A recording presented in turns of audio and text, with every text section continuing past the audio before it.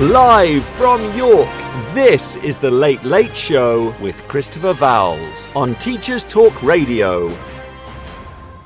Good evening and welcome. Tonight I will be considering the topic of GCSE English language resit in sixth form settings with teacher and policy advisor Andrew Otty and academic Dr. Ellie Willard. So join us as we explore the value and role of GCSE English language resits, what the research says about resit experience and how to do it best. Live from York, this is the Late Late Show with Christopher Vowles on Teachers Talk Radio. Tune in live on the Podbean app or desktop player. Just head over to www.podbean.com/lsw/ttradio or search Teachers Talk Radio. Follow the hashtag TTRadio.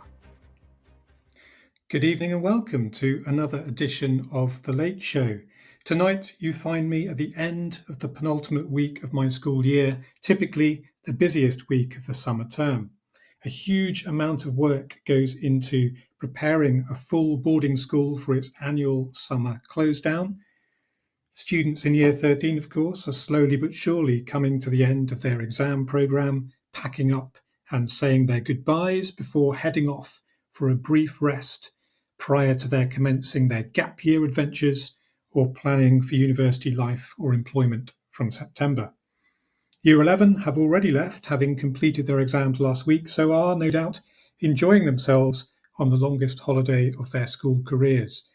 Year 9 and 10 have just finished their internal examinations and are receiving feedback on their performances from their teachers so that they know what awaits them on their GCSE courses next year. And Year 7 and 8 have been out following their end-of-year assessments on various school trips out and about around North Yorkshire in the warm, settled sunshine of the last few weeks. At the start of last week, I escorted those Year 7 and Year 8 students on a visit to the nearby market town of Malton, where they enthusiastically surveyed 3 sites in the town centre for their environmental quality, pedestrian and traffic activity, and suitability as a destination for short-stay holidaymakers. This involved students collecting and processing statistical data, checking their results against those of their peers, and identifying the qualities that have helped Malton defend its claim to be food capital of Yorkshire. The students, my colleagues and I were of course delighted to discover that our 4-hour trip around the market squares and commercial streets of the town in the cloudless sunshine was to be brought to a satisfying, cooling and well-deserved end with a visit to a local gelatery for a sampling of the produce and an informative talk from the owner on how the town has changed since she brought her business to this particular corner of North Yorkshire. In case you were wondering, my personal preference is for mint choc chip every time whenever the temperature breaks 25 degrees in this part of the world. Last week drew to a close, however, with another warm day in the sunshine as I travelled up to Cargillfield School just outside Edinburgh to take part in their wonderful literature festival organised by their excellent librarian, Mrs. Bruce, who greeted me in her Medusa costume, and supported by the enthusiastic energy of Headmaster Mr. Taylor and Head of English and Drama, Mrs. Lyle. As I arrived by taxi from a baking hot Waverley station, I was struck by the beauty of the approach to the school grounds, with the Firth of Forth shimmering in the sunlight on my right and the sometimes exotic greenery of Edinburgh's suburban gardens on my left. I was no less impressed by the thoughtful and sympathetic way that the school has developed its site in the 152 years since its foundation as Scotland's first independent prep school. The beautiful wood-panelled environment of the chapel and theatre immediately evoke a sense of learning being done thoroughly, purposefully, and happily in this place, and the students soon demonstrated their enthusiasm for imaginative work, language play, and experimental poetry as I took them through 2 poetry workshops that concluded with 2 different groups of students and 2 very creative teachers, I must add, producing some excellent poetry on a range of different human emotions. I'm always greatly cheered when I learn that the head teacher of the school I'm scheduled to visit approaches the role from a background in English teaching. It almost always guarantees that the children will have brought their imaginations to class with them alongside their pencil cases. The aim of Cargill Field's founder, Reverend Charles Darnell, was to establish a school that would, quote, provide a liberal education and teach the merits of hard work and honesty under conditions of happiness and well-being, end quote. Having spent a few pleasant hours in the company of Cargill Field's students and staff, surrounded by a lively programme of shared readings, book talks, treasure hunts, artwork, theatre and more, I think it's safe to say that the Reverend Darnell's aims are still being powerfully and tangibly lived out in Edinburgh's only surviving prep school. Long may it continue. Since my last show, of course, we have learnt that one of our local all-girls schools is scheduled to close at the end of this term, displacing at least 200 girls into the wider education system, including those who are halfway through A-level and GCSE qualifications.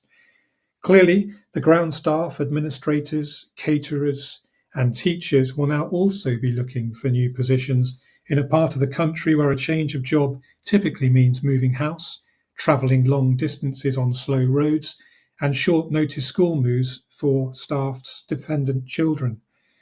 Be in no doubt, then, that the cost pressures affecting the independent sector are real, and that we are likely to see more disruption in the months and years ahead. North Yorkshire now has 2 fewer providers of all-girls education as a consequence of the current DfE policy on independent schools. It is difficult to see this as a successful outcome. The recent High Court ruling on independent school fees and VAT represents a disappointing setback for the sector, and we shall wait and see how it affects the lives and livelihoods of the students and staff who have demonstrated their commitment to the freedoms that come with an independent education. On tonight's show, however, we will be exploring some of the consequences of a more long-standing DfE policy decision, the requirement for all students in England to attain a grade 4 pass in GCSE English language before the end of their compulsory schooling.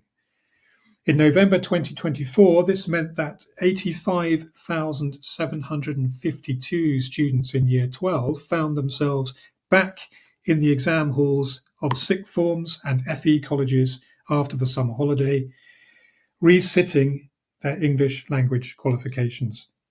The numbers for this coming November are likely to be similar. So does this suggest that we are misrepresenting grades 1 to 3 as meaningful pass grades, or does this suggest that the current GCSE English language syllabuses aren't equipping our students with the skills they need to perform in the exam hall? Or is there something else going on behind all of this? Well, I'm pleased to say we are joined by 2 colleagues tonight who should be able to help us get to the bottom of some of these queries. Andrew Otty was an advanced skills teacher for English in secondary schools before leading resits in a large FE college, taking their results from a negative headline measure to the top 10 nationally. He then held a number of roles in the Department for Education, most notably leading 16 to 19 English and Maths policy and workforce, during which time he secured additional funding for FE colleges, strengthened the policy for lower attainers, and reformed the DfE's funded CPD offer. He is now an education and public affairs consultant and a founding member of the English and Maths Coalition. Good evening, Andrew, and thank you for joining us on Teachers Talk Radio tonight. Hi, Christopher. Great to be here. Also taking part in tonight's show is Dr. Ellie Willard, a senior lecturer in psychology at Leeds Beckett University with specialisms in educational, developmental and cognitive psychology. The majority of her research looks at mechanisms in and barriers to learning in adolescence. This work includes subject-specific and text anxiety studies. Her PhD focused upon perspectives of adolescents with difficulties processing and learning mathematics, specifically indications of dyscalculia.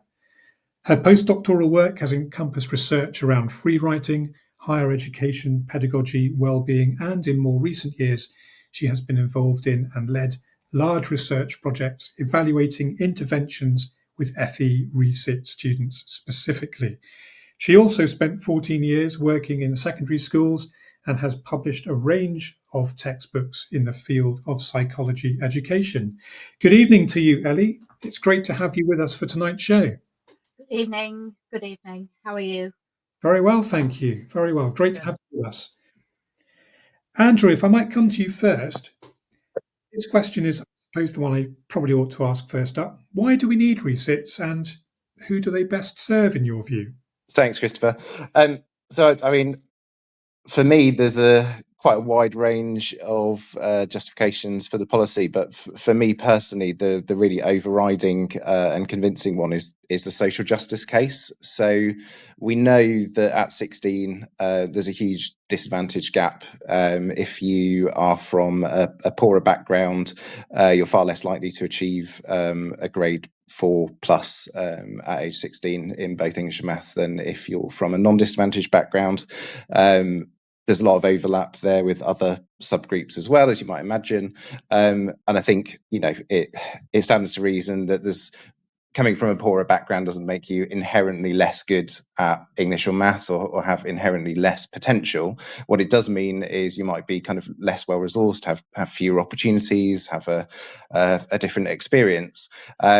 And at the disadvantage gap, I think the Education Endowment Foundation or Education Policy Institute characterises it as a 19-month gap in terms of the average difference between a disadvantaged student by the time they get 16 and a non-disadvantaged student. So for me, there's a really clear logic that, well, if there's an average 19-month gap, then giving these students the sort of 2 to 3 years in 16 to 19 education to catch up isn't just a kind of obvious and logical thing to do, but actually there's a real imperative to do that for social justice. So for me, that's been, I've had kind of quite a long involvement with this policy now, and for me, that's always the kind of the overriding factor.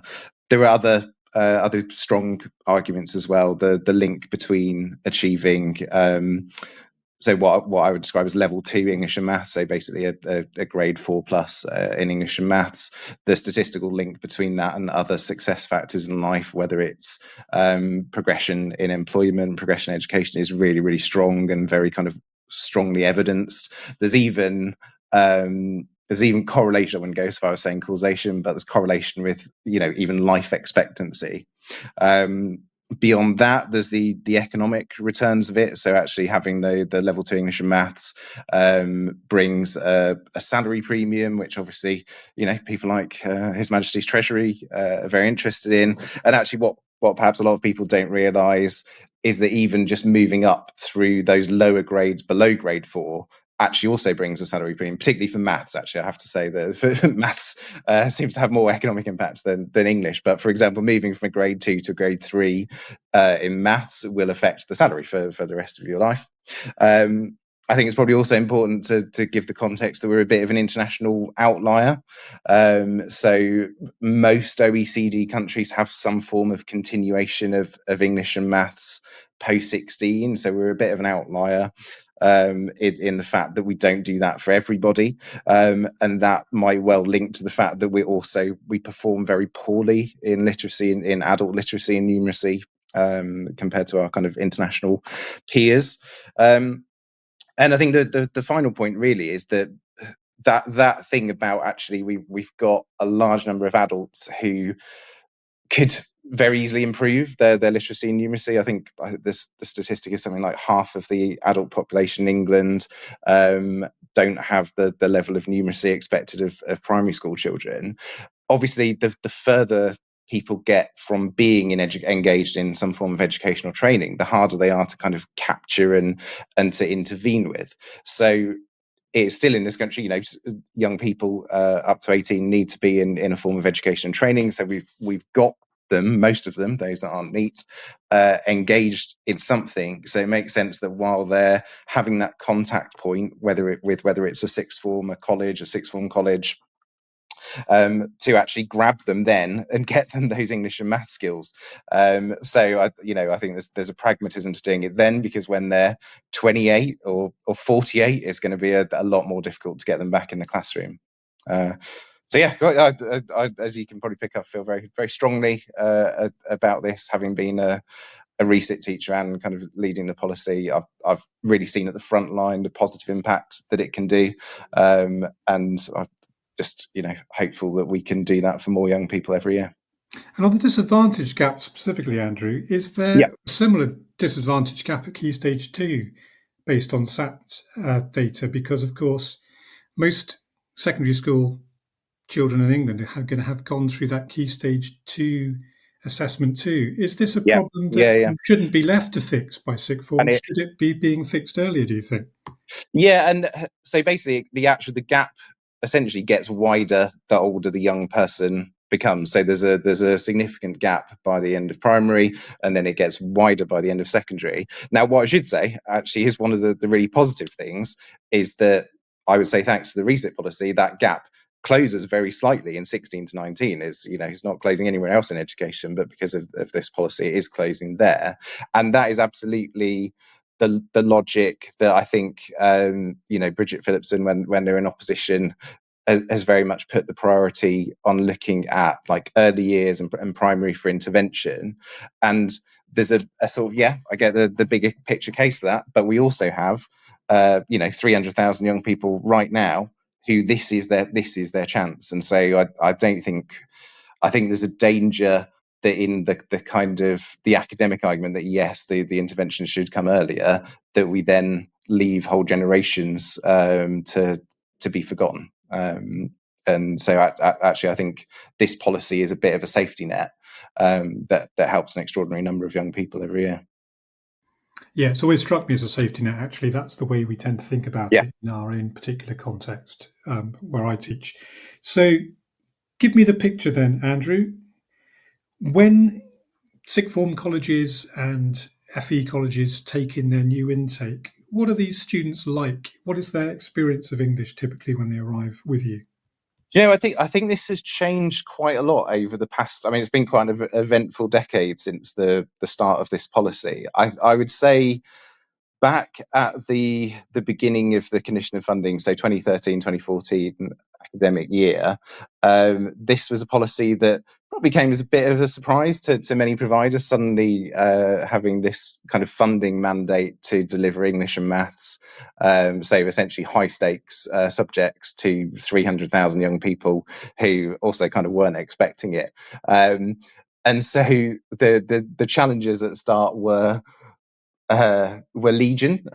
You had a cohort of young people who, this hadn't existed for much of their time in education, so took them as a bit of a surprise. And you had providers pulling staff from here, there, and everywhere. English teachers, maths teachers, particularly maths teachers, aren't the easiest things to come across in the best of times. So just suddenly having to pull together provision, I think took particularly the FE sector, because actually the vast majority of students resitting English and maths are in FE colleges. It took them by surprise, and so there were people being kind of pulled from here, there, and everywhere, and people, it was quite a ensemble of people brought in to deliver this. So you had people like myself who kind of moved into FE from a secondary background. You had people who had been previously ESOL teachers. You had people who'd been involved in kind of adult learning.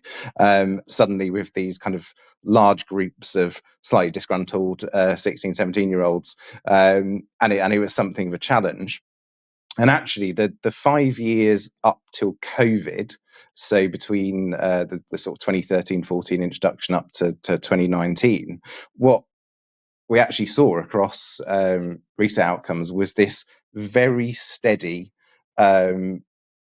trajectory of improvement. So actually, between the introduction of the policy and 2019, you had a 12 percentage point improvement in the outcomes in achievement of English and maths by age 19, so essentially in the 16 to 19 phase.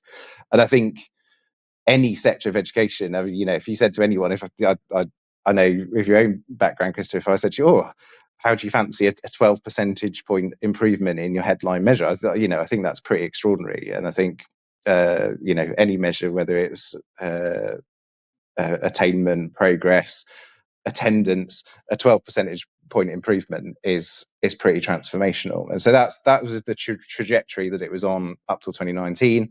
And actually what you could see, if you sort of really dig into the data, like the top 20 colleges between the introduction of policy in 2019 was just absolutely knocked out of the park. So there was clearly some really great practice going on there.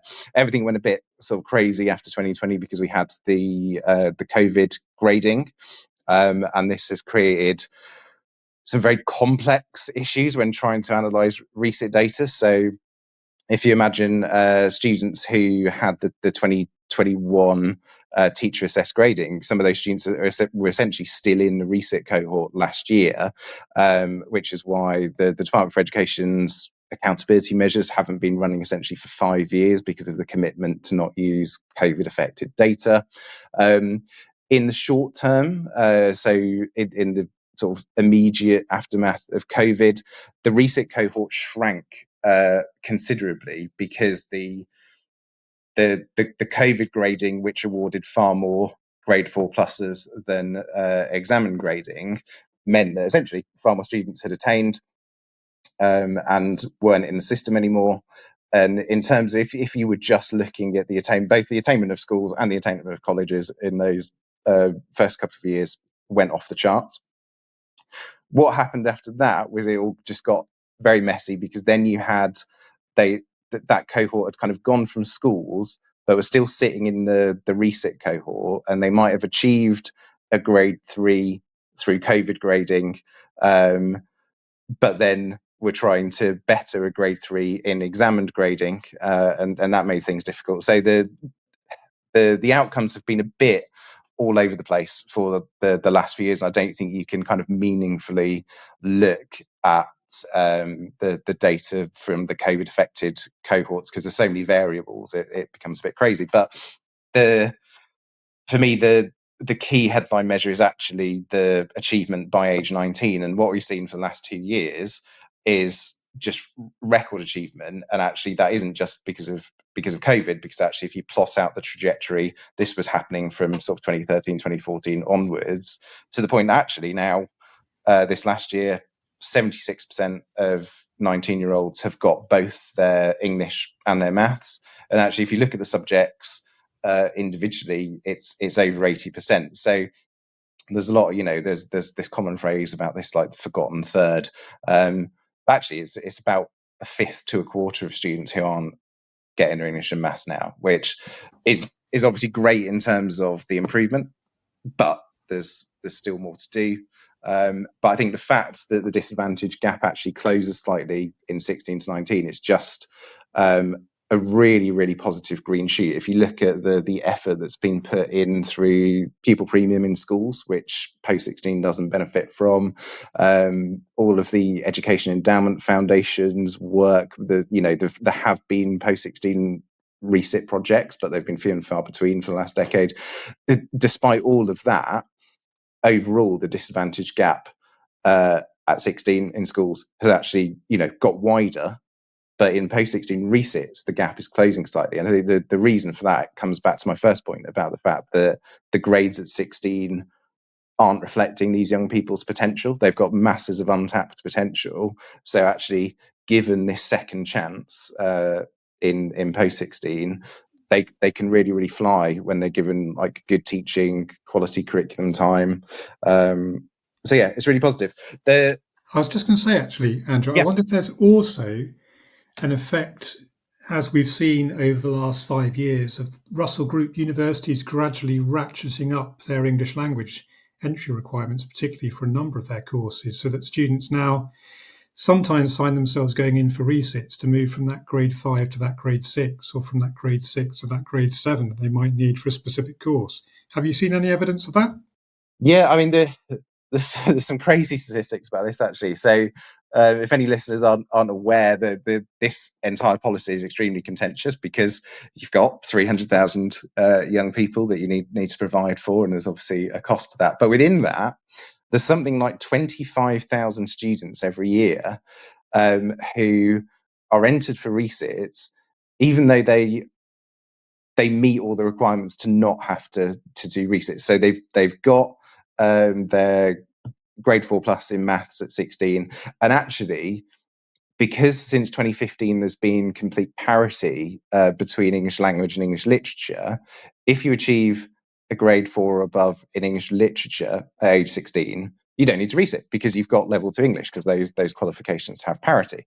But nevertheless, this is about 25,000 young people each year who, so they've obviously got their literature, they haven't got their language, and they're being entered precisely because there's this sort of just looking slightly ahead and thinking, well, actually, what's a university going to say? And I have looked at this in quite a lot of detail. And I think for the most part, I would say it's a misunderstanding, because actually, if you dig into most universities actually do accept literature as having parity. That many accept functional skills level 2 as having parity. And I think what we found when we have dug into this is the problem is actually more in lower tariff universities, where they will explicitly say we require English language.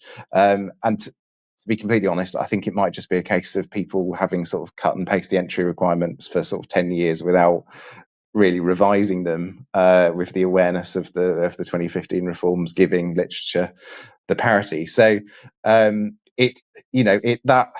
thinking ahead to progression is absolutely a factor to the point that there's 25,000 young people in classrooms who technically don't need to be there, but I think are probably hedging their bets because of an inconsistency in university entry requirements.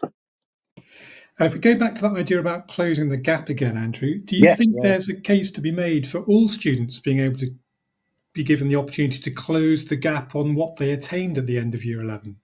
Yeah, absolutely. I think we've had a huge missed opportunity. So I imagine you, myself, anyone who was teaching pre-2015 will remember I think, quite unhelpful focus on what was always termed sort of pivotal students, so that CD borderline. So every resource was thrown at this narrow band of students. So the low retainers were kind of neglected, high retainers were neglected, and what the 2015 reform, this is my interpretation, what I was sort of giving an air punch of satisfaction about at the time, was that actually we then had this lovely continuum of numerical grades 1 through 9 to get away from that golden C. We had the move at the time towards progress, and I actually think there's a very good case for actually just why does the GCSE have to stop at 16? Because actually, if you've achieved a 4, could you achieve a 5, a 6, a 7? Like, as I said, we're an international outlier in not continuing some form of English and maths. And actually, having this numerical continuum, just we've got it sitting there. There's no reason why we can continue with this. But the impact of not having that, or the impacts, are sort of there's a multitude of them. So first of all, for those who have to continue under the resit policy, there's that feeling of shame of like, well, actually, my friends who got a 4, they don't have to carry on. So it can be perceived as a punishment, if not framed correctly, because some people don't have to do English and maths anymore. Whereas actually, if everyone had to do it, that it would take that barrier away overnight. And then I think it's quite well understood with maths particularly, we have this massive issue that those who are sort of mid-attainers at 16, I think I got a B in maths in my GCSE, so the people getting the sort of the 4s and the 5s wouldn't dream of doing A-level maths, because I think the conversion rate of people with that level of attainment at 16 into A-level maths is really poor. And so we end up losing this entire kind of mid cohort. So you get the people who are very able at 16, get very, get the 7s, the 8s and the 9s, continuing with maths, and A-level maths is more popular than it's ever been. I think core maths is a great offer, but there's hardly anyone doing it.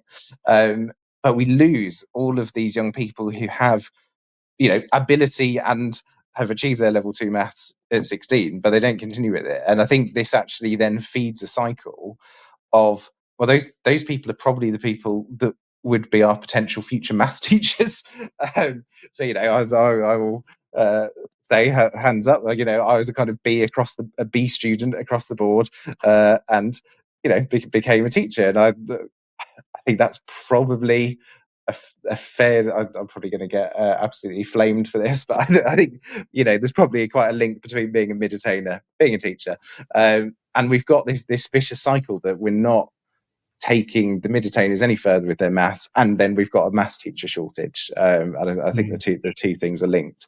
So I think the advanced British standard and the maths to 18 policies of the previous government actually would have been really helpful. They would have been helpful to me with my kind of personal mission around resits, because it would have stopped feeling like it was this perceived punishment.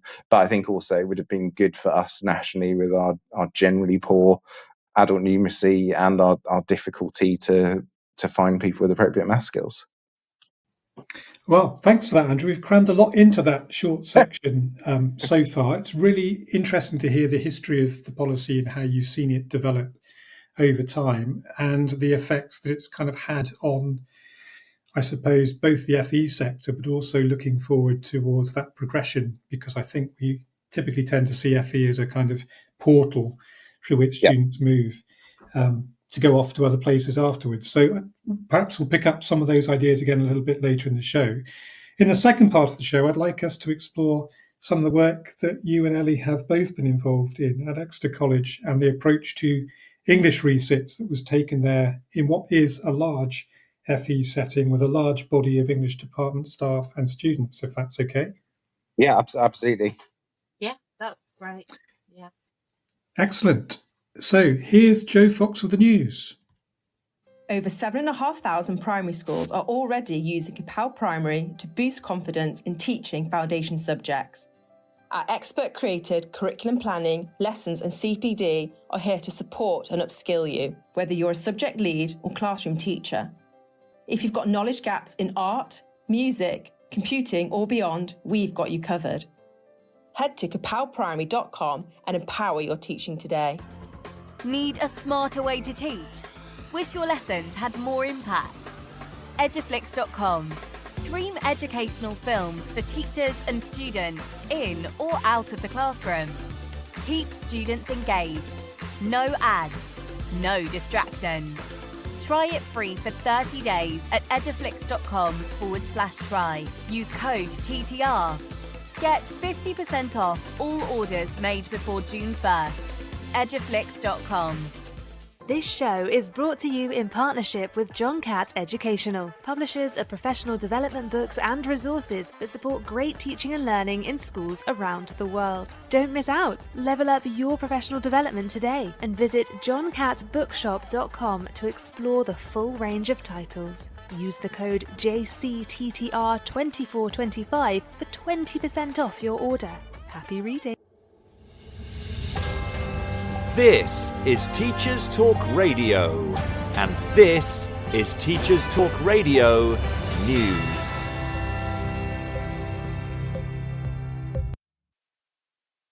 BBC News Education Editor reports that students should be ready to be shocked and offended at university. This is according to Arif Ahmed from the Office for Students, which regulates universities. He told the BBC that exposure to views which might offend is part of the process of education. His comments come as the OFS published guidance for universities in England on how a new law, designed to protect free speech, will work when it comes into force from August. But the National Union of Students UK said the latest guidance was just more nonsense playing into the so-called culture wars. NUS UK President Amira Campbell said, "I am disappointed in the governing bodies who have prioritised this over protecting and supporting marginalised students. The guidance on the new law was issued after universities requested clarity from the OFS on how to best uphold freedom of speech after the University of Sussex was fined £585,000 for failing to do so in March. Full details and more comment can be found online. Schools Week reports that the government has been urged to investigate free school meal uptake in special schools after new research revealed 1/4 of children are currently missing out. 1 in 4 children in special schools eligible for a free meal are not taking it due to unmet dietary and eating needs, according to the AdaptEd study led by the University of Hertfordshire. The study, conducted in partnership with the University of Essex and the charity School Food Matters, also found that 1 in 5 infant children in special schools are also not accessing universal free school meals. This is compared to 1 in 8 infant children in mainstream schools. The report said that children with SEND, especially those with restrictive diets, often rely on access to familiar or safe foods, which are not always available. It also warned that some children may go the entire school day without eating properly as a result, leading to difficulty concentrating in class, increased anxiety, and other health problems. The AdaptEd report further urges the government to do more work on making food inclusive, arguing that special schools have little guidance on food policy, such as how to make reasonable adjustments or meet school food standards. It also recommends the government use the Child Poverty Task Force to investigate low free school meal uptake in special schools. The Department for Education was approached for comment but did not respond. Online media outlet Time Out covers news that 2 London schools have been nominated for World's Best School 2025. The 2 state-funded schools in Enfield and Hounslow were nominated as finalists for the prestigious Global Prize and are competing against 50 schools from around the world. Schools in India, Colombia, Nigeria and the USA are also in the running. 5 prizes are up for grabs for community collaboration, environmental action, innovation, overcoming adversity, supporting healthy lives. Winners will be chosen by a panel of experts in October, and a public vote is also now open where people can vote for the Community Choice Award from the 50 finalists. Winners will be invited to attend a summit in Abu Dhabi in November to share their best practices with policymakers from around the world. London's Deputy Mayor for Children and Families, Joanne McCartney, said, "Both schools are shining examples of the life-changing impact education can have in our capital, as we build a better London for everyone." The UK government has pledged more money for crumbling schools as part of a 10-year infrastructure strategy, set to also include hospitals and courts. The BBC says the government will spend £9 billion a year over the next decade to fix and replace buildings, but it is yet to publish a list identifying the projects. This has been Teachers Talk Radio News with Joe Fox.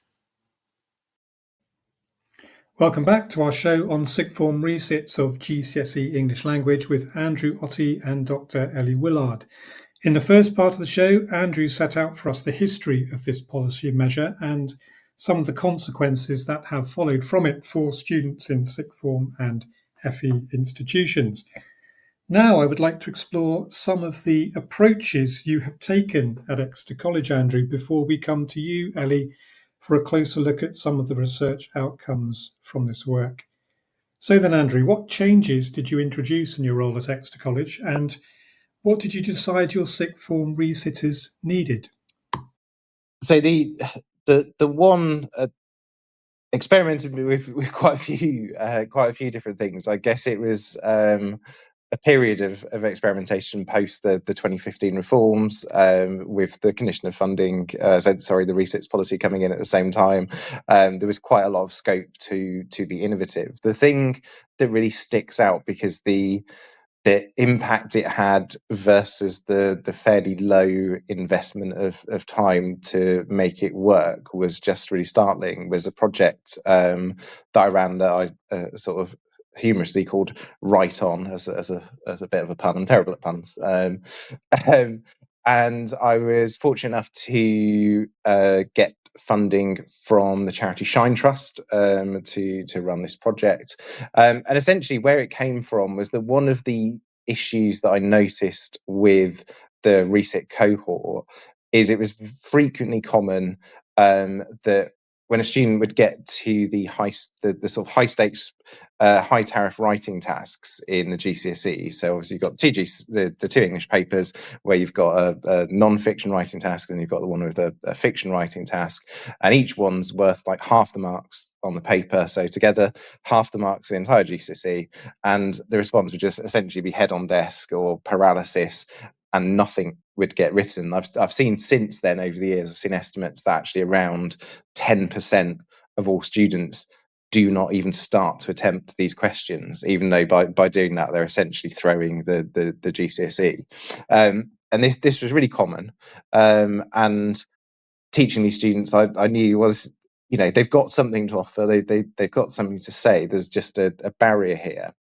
And I think the school experience is quite often very literature heavy in terms of the curriculum, so the language side gets kind of sidelined, and then I think within the bit of time that language is given, writing gets sidelined. And Education Endowment Foundation put out I think a practice review last year saying essentially the same thing, that English teachers, because we've generally done degrees that are sort of based around literary analysis, that's what we're comfortable teaching, and we're not really comfortable teaching explicitly how to write.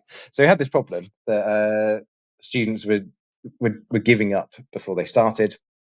And I happened to watch the movie Freedom Writers with Hilary Swank, where she gives us, this is set in the sort of Rodney King riots in California in the 90s, and she has these kind of challenging groups, and she gives them these free writing journals, and basically they can write whatever they want with a bit of a safeguarding caveat. And the idea is it isn't marked, it isn't assessed, it's not written for us or for assessment or for someone else. It's writing for them.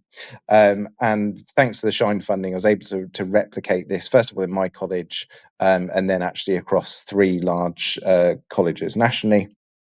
And it was just tremendously powerful. So I mean, Ellie will be able to talk about her kind of evaluation of the impact psychologically, but in terms of the academic outcomes, and I'm very conscious when I say this was a small trial, this was not a randomized control trial, so it's hard to I can't claim causation for these things, but the groups doing the intervention progressed by about half a grade more than those that weren't doing the intervention. But the really important thing is when we analysed, the exam boards do like the results plus type services where you can see some analysis after the exams. What we could see with the intervention groups was that they were far less likely to just bail on the writing tasks. There were far fewer 0 marks.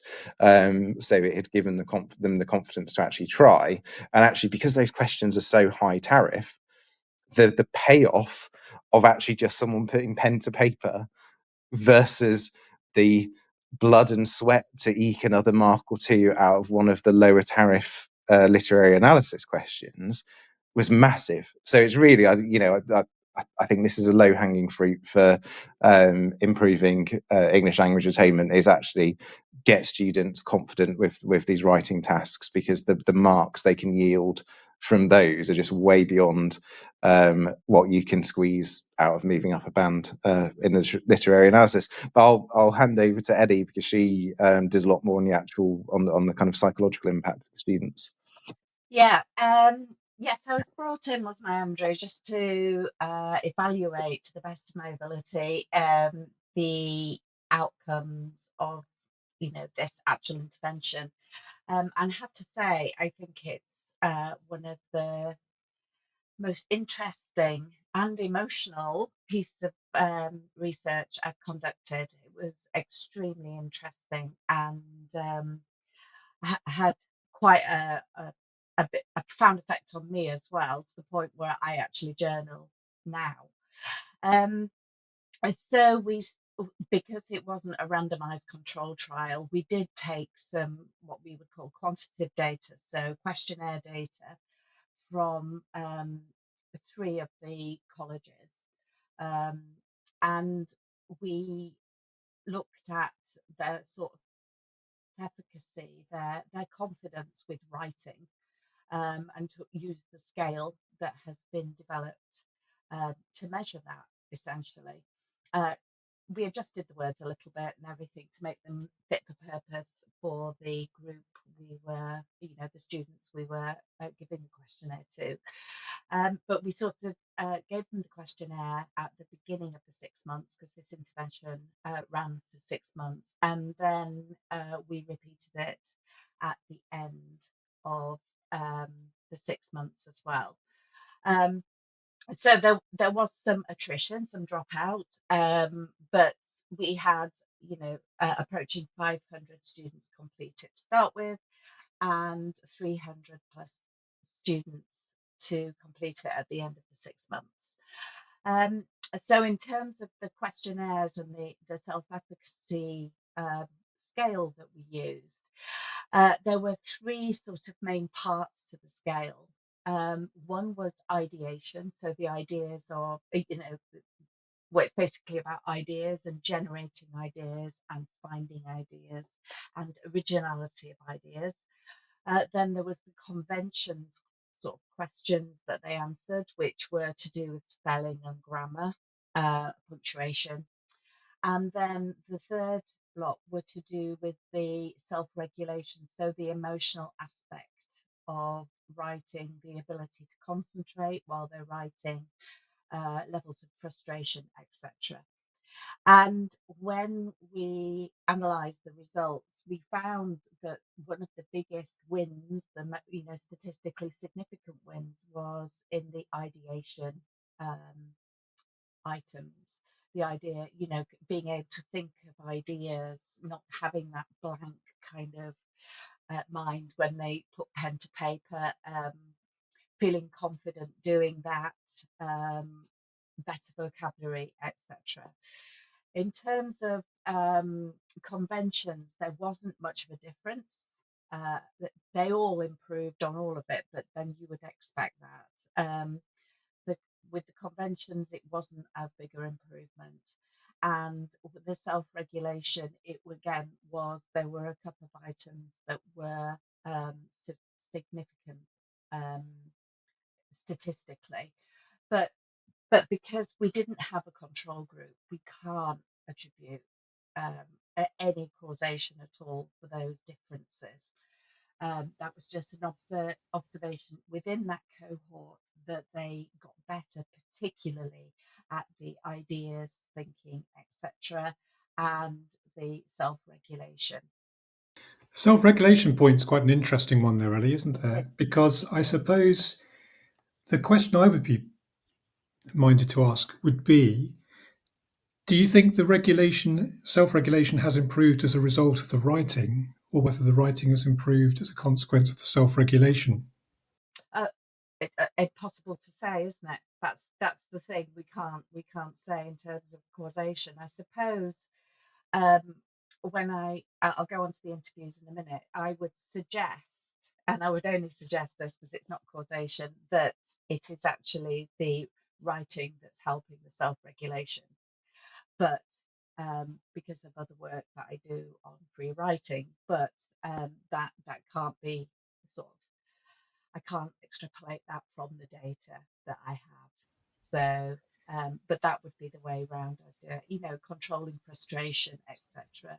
If they start writing, the picture I got was that they started to write and they felt confident doing it, and they concentrated and were able to concentrate and sit and write.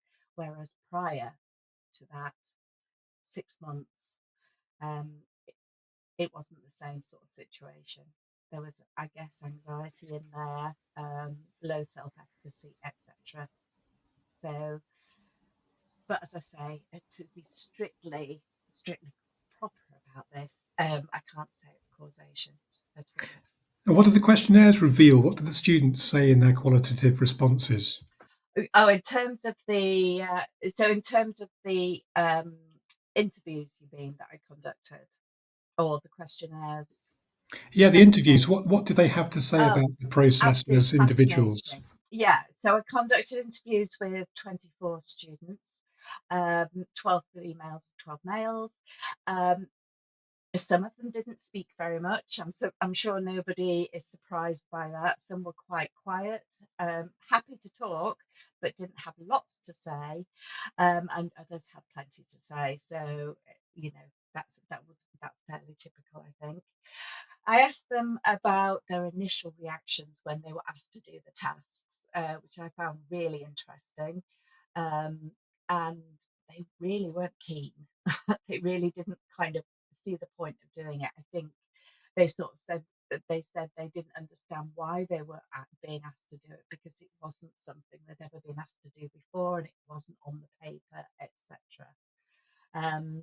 But they said and this is when I say they said, I actually mean all of them, because in those 24 students, there was no one who found a negative aspect to it at all. So they said that they felt comfortable. They'd come in, they'd get their book, they'd sit down at the beginning of the session, and write.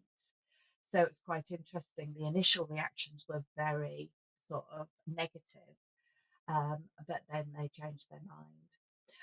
I asked if, following that, why they thought there was a change, and they put that down to their confidence. They just said as well that they knew that they weren't being marked on their writing, their spelling, their grammar, and that took a lot of pressure off. So it meant they were able to get the words down on the paper. I sort of talked to them and asked them about what their thoughts were now with regard to writing, and they were all sort of very positive within college.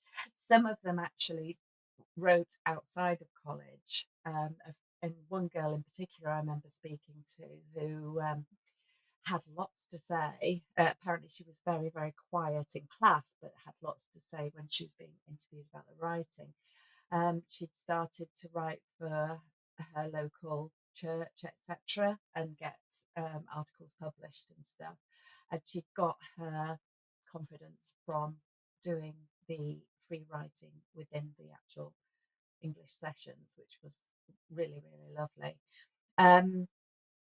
There were students who, I remember one lad I was talking to who said that he'd split up with his girlfriend, and he said, his head was all over the place, and he said, I'm going to write about that in English.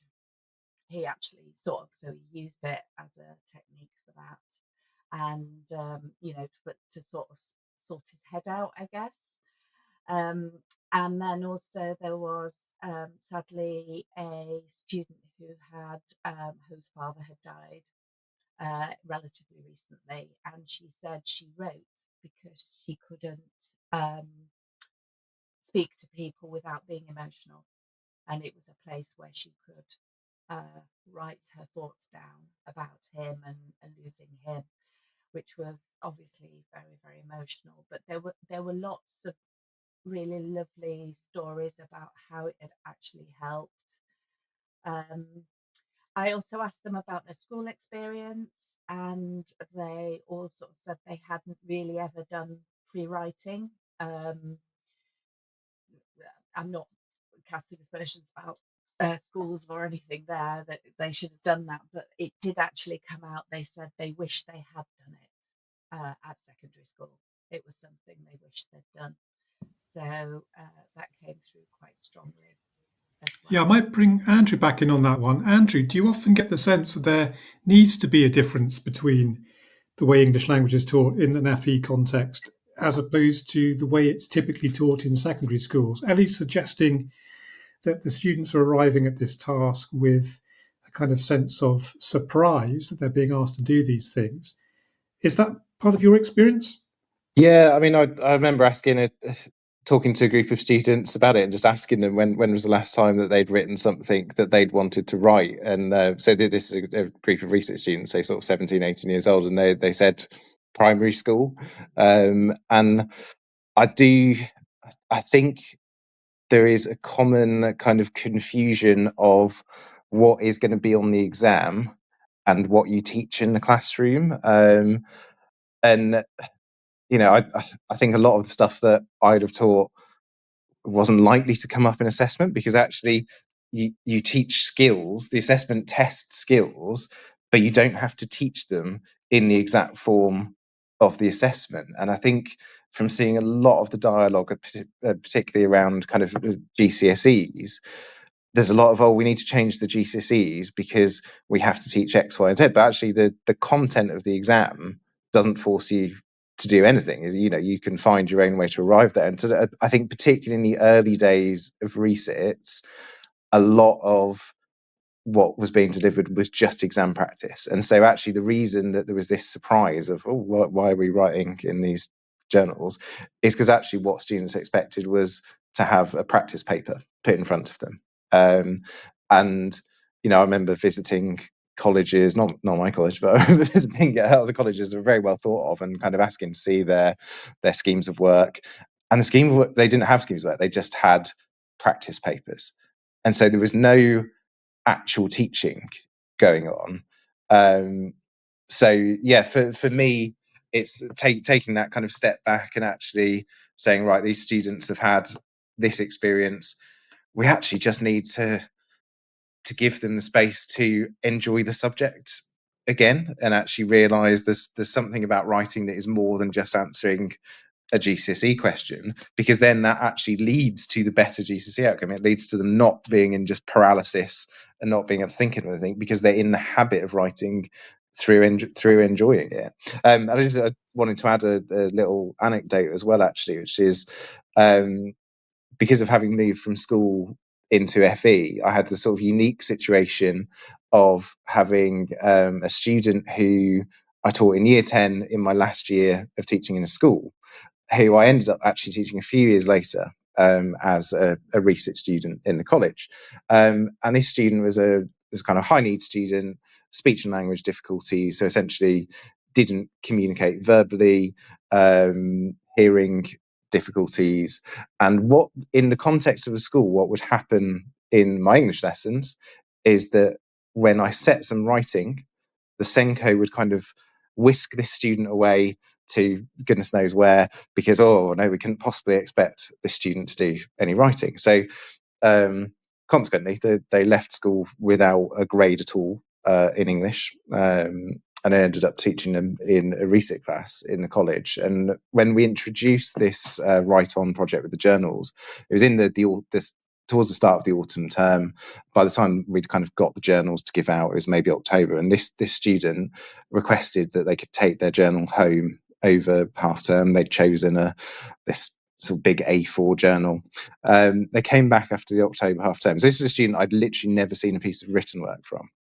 They came back from the October half term and they had filled a 100-page A4 journal. So this is a student who had a grade U from school, had never been expected to do some writing, had actually given the opportunity to communicate.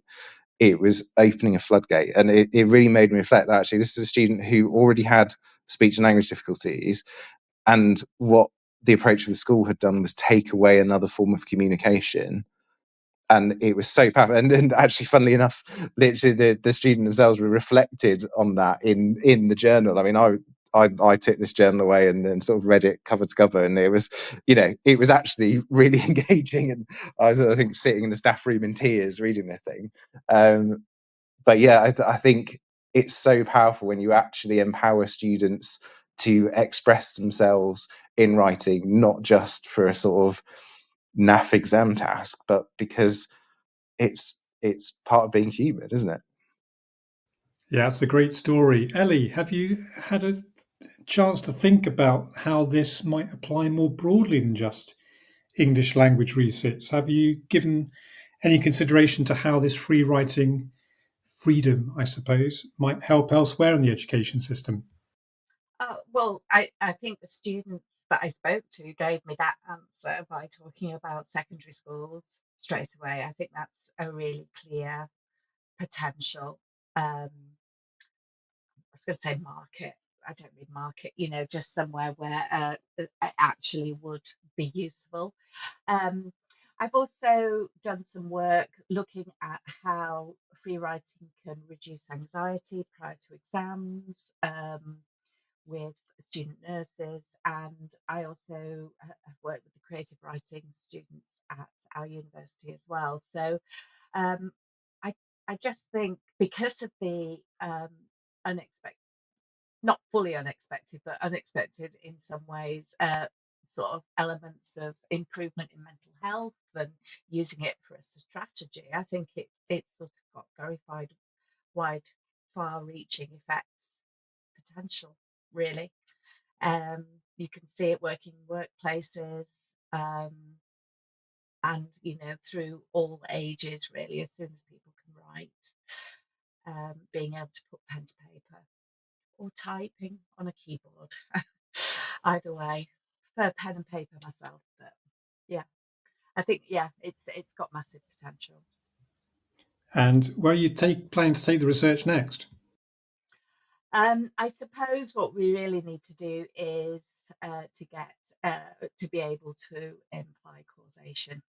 So large trial would be a really good way of doing that. It's sort of the gold standard in education. I think that's where it needs to go research-wise. But personally, I also would like to do more qualitative research on the actual feeling of writing and what is going on cognitively with students while they're writing. But that's my psychology point of view, isn't it? So, ever the psychologist. Brilliant. Well, thanks for that summary of the Exeter College experience, Andrew, and your thoughts on the issues it raises.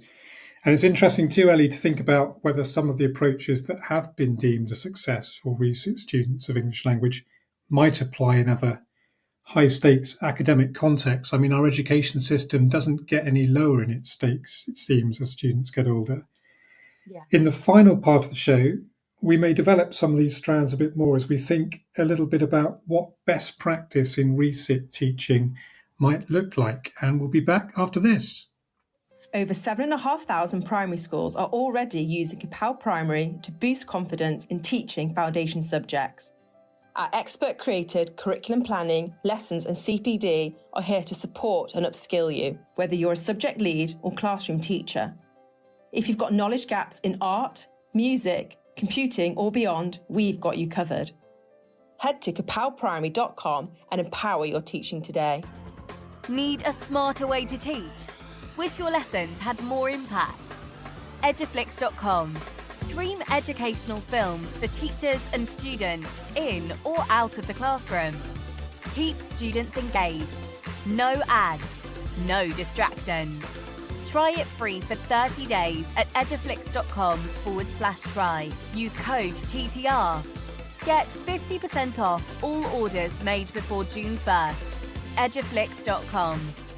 This show is brought to you in partnership with John Catt Educational, publishers of professional development books and resources that support great teaching and learning in schools around the world. Don't miss out. Level up your professional development today and visit johncattbookshop.com to explore the full range of titles.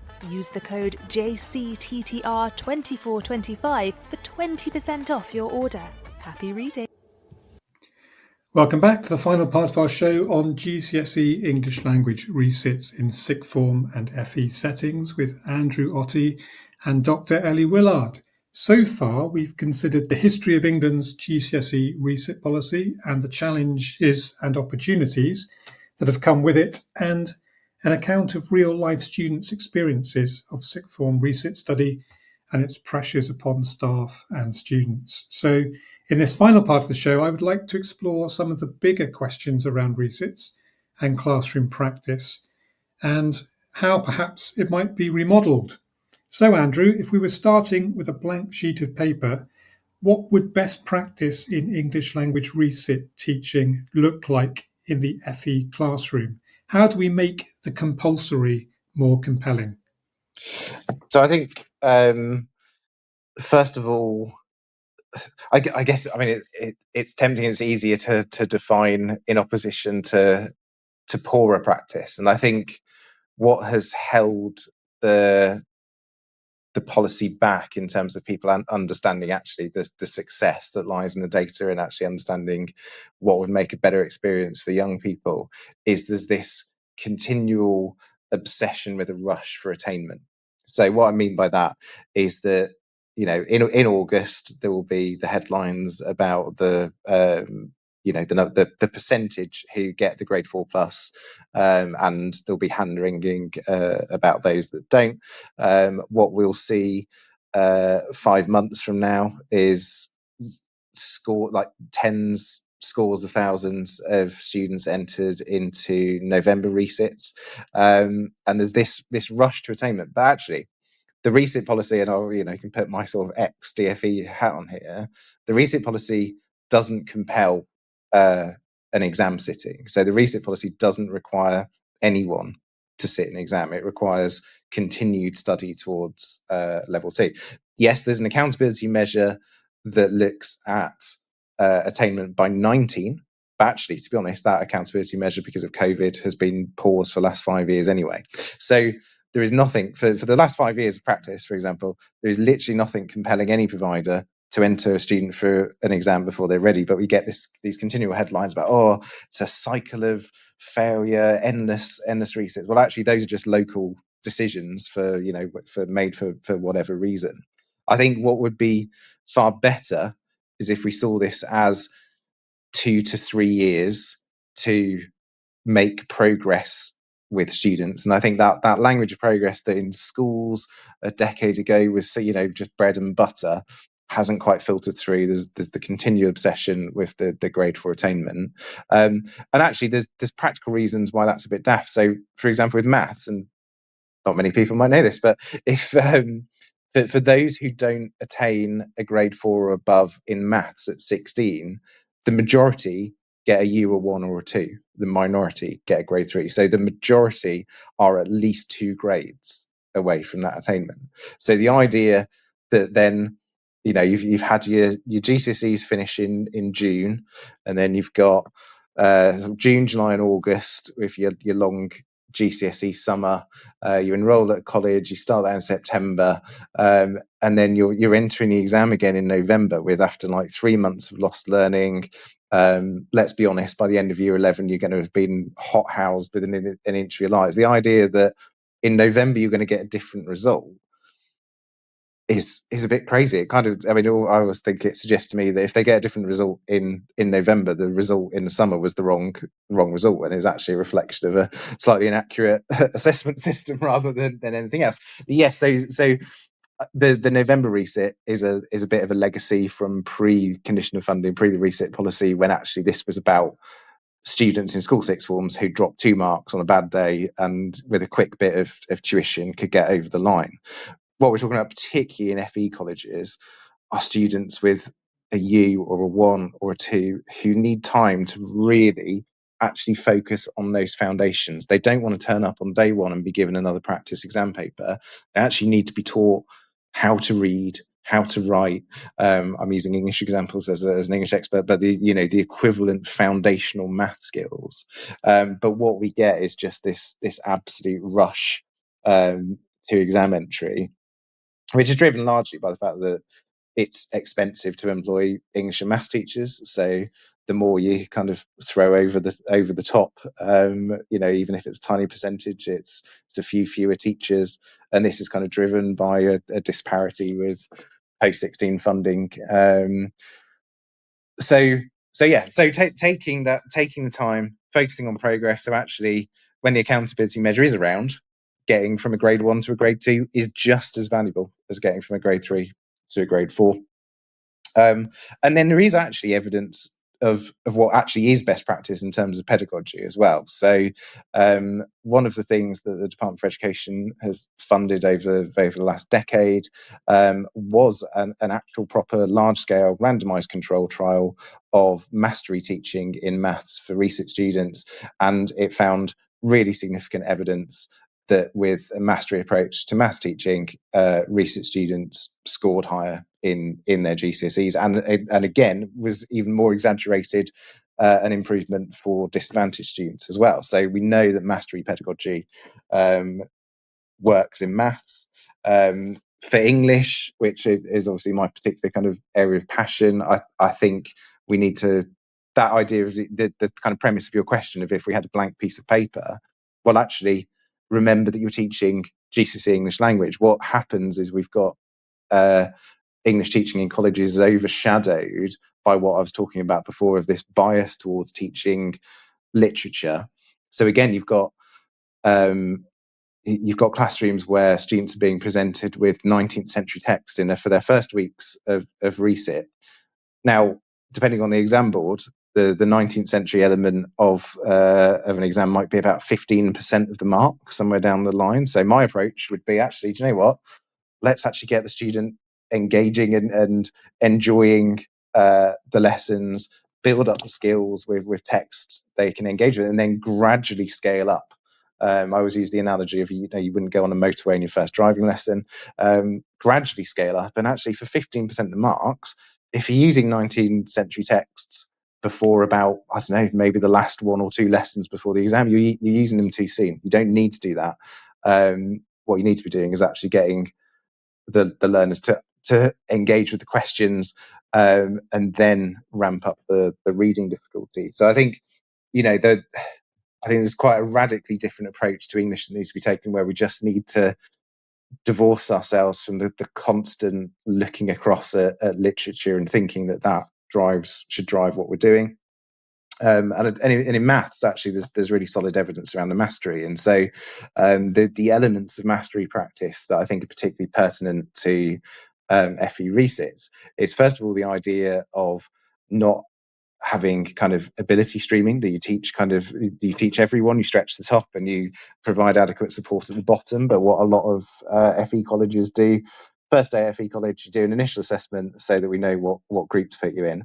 And the other key part of mastery for me is actually you keep going and you keep giving the support until the thing is mastered. And what you actually see with many maths curriculums is this obsession with, right, well, we've got this X amount of content to do, and we've got 50 topics to get through. So if we've got 50 lessons, well, we've probably got 30 lessons in an FE year, but if we've got 50 lessons, then it's one lesson per topic, rather than actually, can we just check that the students actually understand this thing before moving on to the next thing? And again, that feeds into actually feeling like you can take a breath and have 2 to 3 years, and not trying to get someone from a grade 1 to a grade 4 by November, because we'll have headlines about resit failure if you don't. So yeah. So would mastery in English language then, in this context, be weighted more towards the writing skills, do you think, than perhaps the reading skills? I think mastery is it's talked about less with English, but I think the English language GCSE as it is lends itself well to it anyway, because actually, if we're being honest, there isn't that much content in English language GCSE. I mean, I do think actually even the fact that we split it into kind of fiction and non-fiction, we then are just kind of replicating some of the same skills across the two papers, because actually being able to analyze a metaphor or use a full stop appropriately doesn't really change whether that's fiction or non-fiction. And actually, if you look at the skills across the language GCSE, where you've got the sort of the analysis, the evaluation, the comparison, and then the writing skills, if you compare it to like the crazy amount of content in the maths GCSE, that's actually not that much content to cover. It's a couple of sort of broad headings that you actually can spend quite a bit of time on. So I think the current English language GCSE is very compatible with mastery, and possibly some people are doing it that way just out of instinct, without necessarily needing to have labelled it as such. Yeah, we just need to agree what mastery might look like then, perhaps, well, yeah. in discipline, which might cause us a little more trouble. Ellie, how about the students that will be eventually reaching you at university? What do the universities want to see students doing in FE colleges to get them ready for the next step and to start their degrees?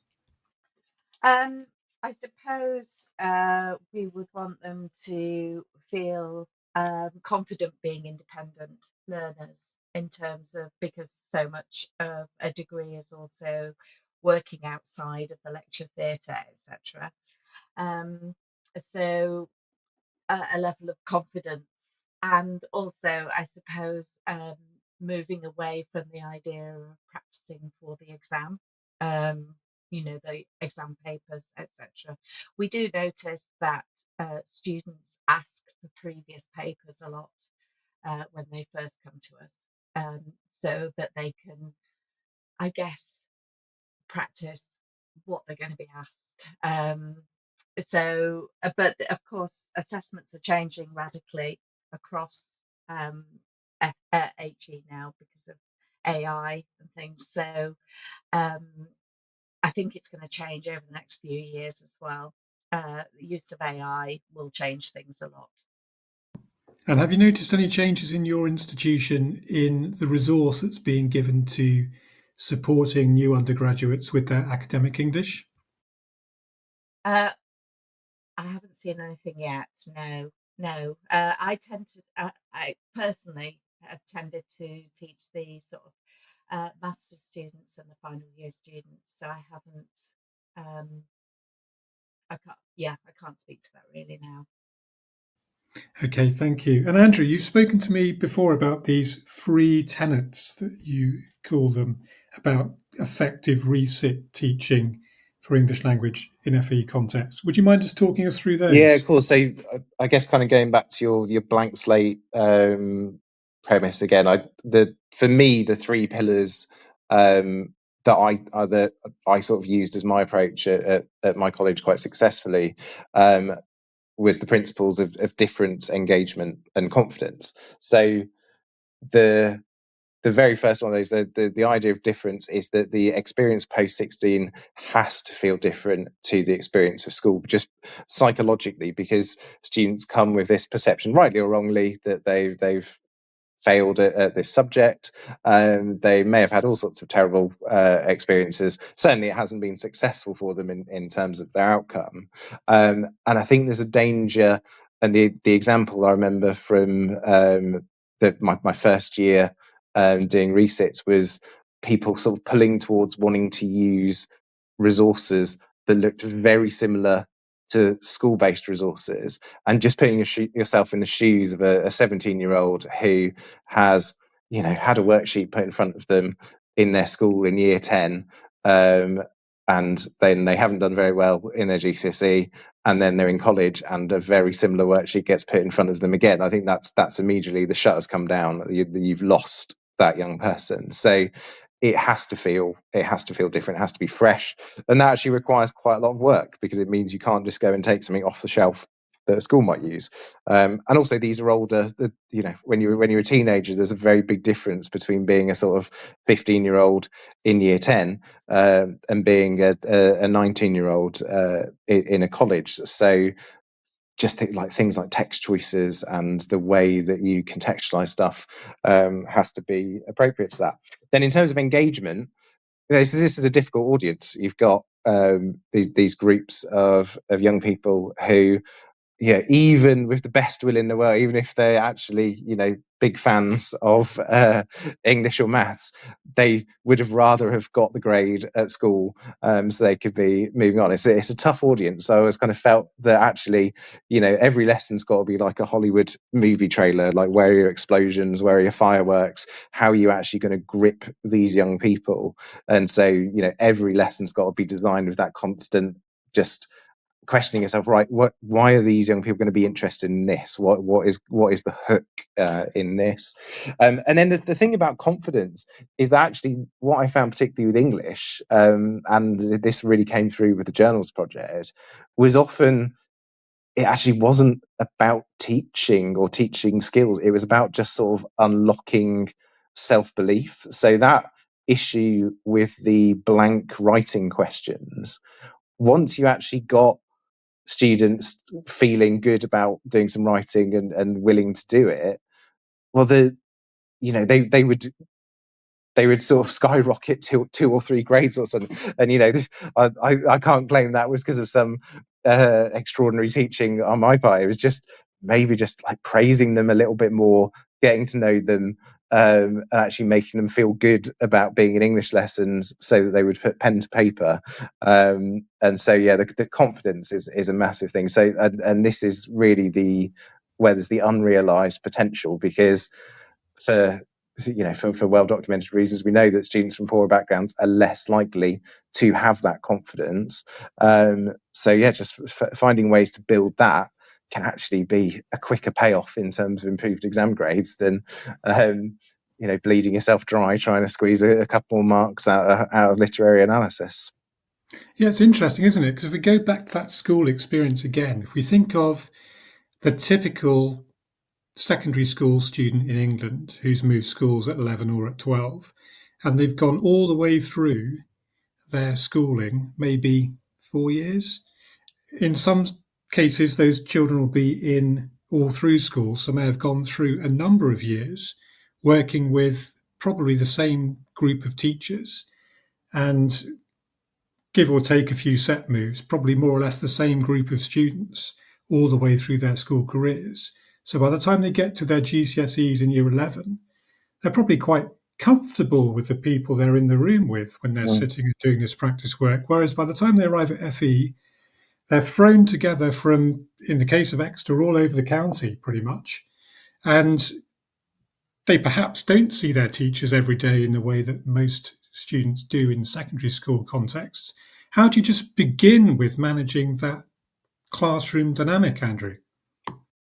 It's an interesting one, because actually there's a bit of a misconception that the default with research students is this challenging behaviour because of the, I just guess, stereotypes. What actually I found most challenging more commonly was actually deathly silent classrooms, because you go from, I was more thinking of actually the students that don't know each other, who haven't quite got the confidence to present themselves in this environment, because of course when every student moves to FE, they're looking to reinvent themselves, aren't they? Yeah, absolutely. And it's, it was one of the things that I really, really loved about college, because because I'd had that transition from schools, I would literally see students who suddenly had the freedom to kind of like really be themselves. And it was just such a lovely thing to see. And I think for me, personally, as a practitioner, it was just about building as much positivity as possible. So I can distinctly remember a number of groups that at the start were just hugely silent, and I think I probably just made myself enough of a figure of fun. The common bond they could have was thinking, oh, why is our English teacher such a weirdo? When I'm talking about the explosions and fireworks of the Hollywood trailer, what do I mean by that in a classroom? I do just mean like over the top praise, choosing, text choices or resources that actually are really inspiring or gripping. Just anything to create that energy, and it's a really positive thing. There's this reset button that they go from the sort of dynamics of school, where actually everyone remembers that embarrassing thing you did in year 7 and you can't really escape that, and then suddenly you're at a college where you don't know anyone, teacher doesn't have any preconceptions. And I think that the lesson for teachers with that is this is a blank page for these students. Assume that they can do anything, and I think often, sadly, there's a bit of an assumption that because it's a research student, you're not going to be able to do much at all. You have to assume they can succeed, because it's more likely than not whatever barrier got in their way wasn't to do with their ability in English and maths. And I think another element of resits that I'm particularly passionate about is actually the support it gives those lowest attainers at 16, who often, because of that that kind of pivotal attainment mindset, would have been the ones neglected or sort of put in bottom sets and just had a particularly bad experience. They've got so much potential to absolutely thrive, and I do think that's I've probably talked a lot about the positive things that have been achieved with this policy, but I think the thing that we need to do more on is actually the achievement of the lowest attainers at 16. And what was really interesting in the Becky Francis curriculum and assessment review interim report, there's this kind of remark around, oh, it's terrible because the low retainers at 16 don't make as much progress in resits. So it's come to a surprise that someone who started out on a grade 1 didn't get to a 4 as quickly as someone who started off 1 mark away from a 4. But there's a valid point here that actually I think the lowest attainers at 16 have had for 10 years probably the roughest deal in terms of resits for a few reasons. So first of all, there's the issue that they're on a lower starting point, so they're going to need that greater length of time. But also the resit policy has allowed lower retainers, so those that come in on a grade 2 or below, to be entered for functional skills rather than GCSE. And the thing with functional skills is it's a 55-hour qualification versus a GCSE on 110 hours. And I've never quite understood the logic of we're going to give the students who need most help the fewest hours. And then on top of that, there's various other sort of loopholes that DfE civil servants have allowed to be created because they're not thinking about the actual impact on young people. So there's a loophole that allows sixth forms and colleges to basically just not actually provide resits for a number of students before there's any penalty. And actually, across the country, that adds up to 25,000 young people, and they are disproportionately, they're even more likely to be economically disadvantaged than the other resitters. There's a loophole that lets any student with an EHCP be completely exempted from English and maths post-16. So whereas I would think, well, an EHCP, that comes with some resource, that student should get extra support, actually they're just completely taken out of the pool. So that's another 20 odd thousand. You've got a lot of students, it's not so well understood that actually achieving a grade 1, 2 or 3 in a GCSE is a level 1 pass. That's significant because actually if you're going to go on and do a level 2 apprenticeship, or you've met the requirements for English and maths as a level 1 pass, and lots of students with their level 1 from age 16 go on to post 16 and are entered into a level 1 or an entry level qualification that they've already achieved. Then of course we've got a significant percentage of young people who are neat, so they're not being kind of touched by this at all. So I think at the lower, I think that the resit policy has been incredibly transformative for the young people, the cohort of young people that it has touched, and we can see that in the statistics.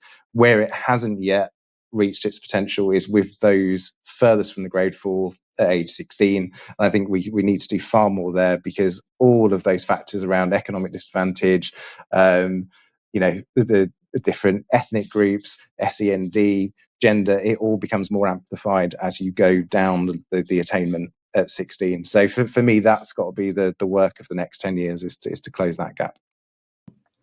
Thank you. Ellie, anything to add to that? No, I'm afraid mine actually cut out, so I didn't hear some of that, but I will listen back to it when it's uploaded. Okay, well, it sounds like, Andrew, there is still a lot of work to do around this development of making sure that students going through the FE system are taking the right pathways through. And there's a big question about how soon you make that decision, I suppose. And you seem to be suggesting that the longer you take to make that decision, perhaps the better the decision might be that you realise in the end. Thank you both very much indeed for sharing your knowledge of and enthusiasm for the teaching of English language with us this evening. With what is in many cases quite often a hastily assembled and surprising post-16 cohort of students who have come from many different places with different prior experiences, aspirations and needs for their English education programme. I was particularly struck, Andrew, by your thoughts on that idea of the rush for attainment and the pressure to test students perhaps before they're ready for it. A practice of 2 to 3 years to make progress with students does seem to me to be a more sensible way forward. And again, that question about the place that functional skills qualification should have in our thinking about what is best for the students that we teach.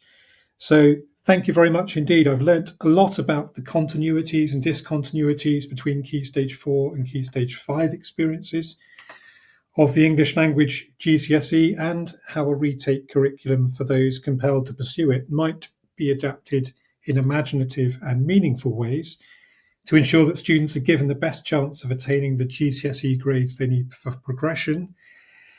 And it's nice to be reminded that English language is a subject that can and should hold the attention and affection of those who will rely upon it in later life. So Andrew and Ellie, it's been great to have your company this evening. Thank you very much indeed for your contributions tonight. Thank you, Christopher.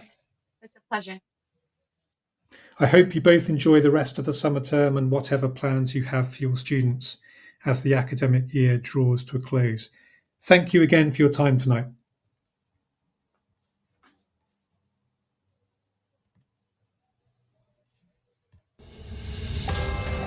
This is Teachers Talk Radio, and this is Teachers Talk Radio News.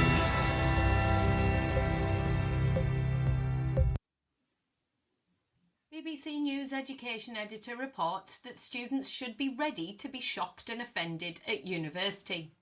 This is according to Arif Ahmed from the Office for Students, which regulates universities. He told the BBC that exposure to views which might offend is part of the process of education. His comments come as the OFS published guidance for universities in England on how a new law, designed to protect free speech, will work when it comes into force from August. But the National Union of Students UK said the latest guidance was just more nonsense playing into the so-called culture wars. NUS UK President Amira Campbell said, "I am disappointed in the governing bodies who have prioritised this over protecting and supporting marginalised students." The guidance on the new law was issued after universities requested clarity from the OFS on how to best uphold freedom of speech after the University of Sussex was fined £585,000 for failing to do so in March. Full details and more comment can be found online. Schools Week reports that the government has been urged to investigate free school meal uptake in special schools after new research revealed 1/4 of children are currently missing out. 1 in 4 children in special schools eligible for a free meal are not taking it due to unmet dietary and eating needs, according to the AdaptEd study led by the University of Hertfordshire.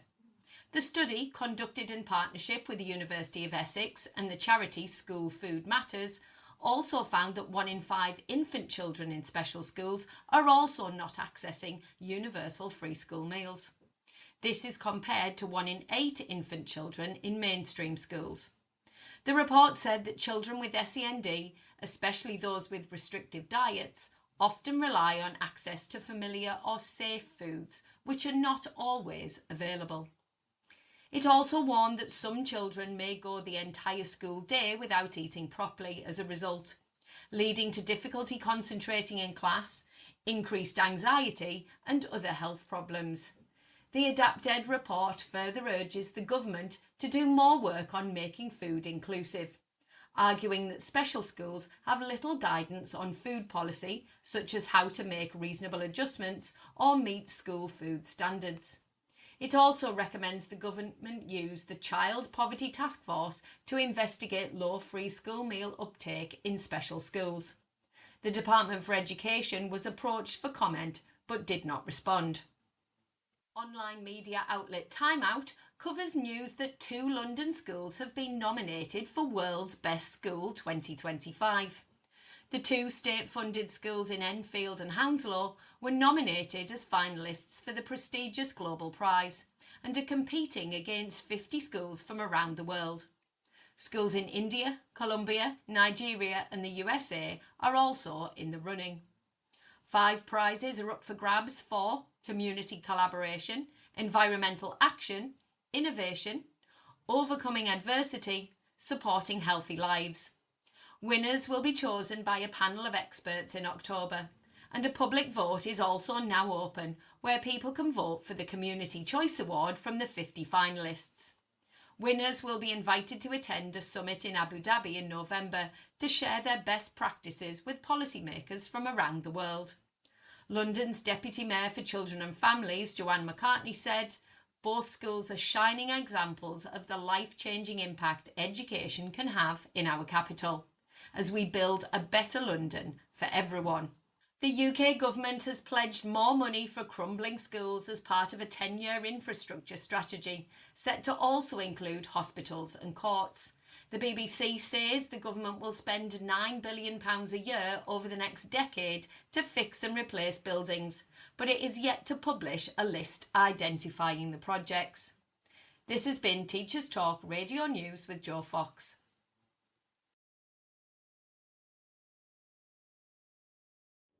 Live from York, this Over 7,500 primary schools are already using Capel Primary to boost confidence in teaching foundation subjects.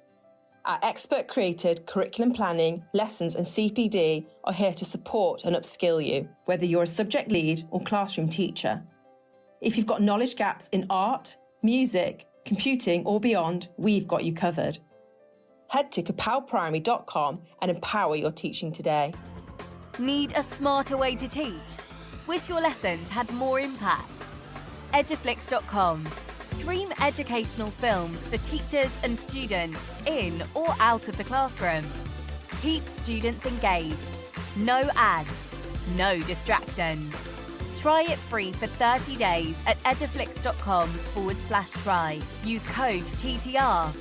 Get 50% off all orders made before June 1st.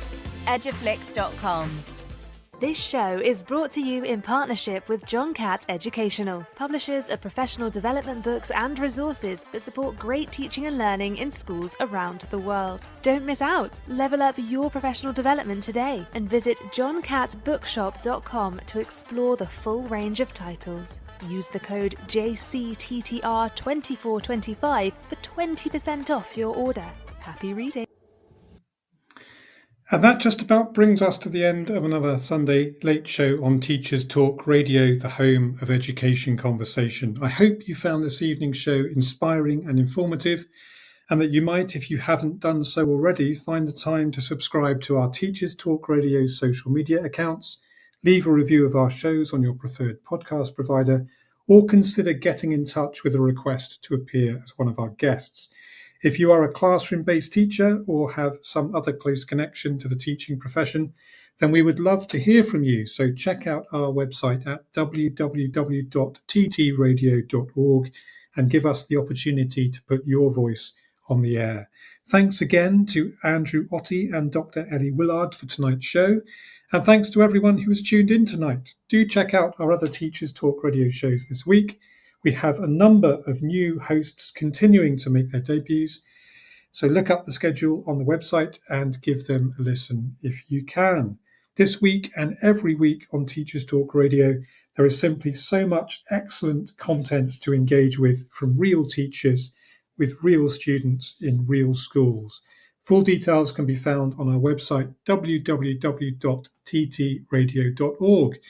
That's all from me for this evening, so thank you for listening, and we will speak again in July. Goodbye. You've been listening to Teachers Talk Radio. Tune in live and listen back at ttradio.org. We look forward to hearing from you next time on Teachers Talk Radio.